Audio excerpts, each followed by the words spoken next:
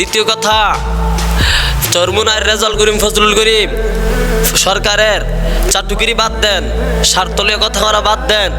তারপরে ফরিদুদ্দিন মাসুদ, শাহবাগের ফরিদুদ্দিন মাসুদ, গোলামি করা বাদ দাও, আলেম হইয়া জালেম হওয়া বাদ দাও। শাহবাগের ফরিদুদ্দিন মাসুদ, তুমি চাটুকিরি বাদ দাও, মুনাফিকি করা বাদ দাও। মানুষের কাছে মুনাফিক করা, আলেমদের সাথে আলেম হইয়া জালেম হওয়া বড়ই জাহান্নামী।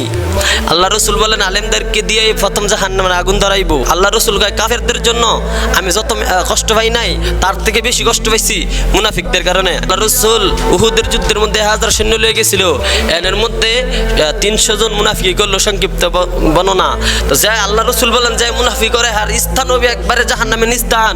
শাহবাগের ফরিদুদ্দিন মাসউদের আমি স্পষ্টভাবে বলতেছি, আপনি মানুষের সরকারের গোলামি করা, মানুষের আমেরিকার ডোনাল্ড ট্রাম্পের কুত্তা মুদির ভারতের গোলামি করা বাদ দেন, হকের পথে আসেন।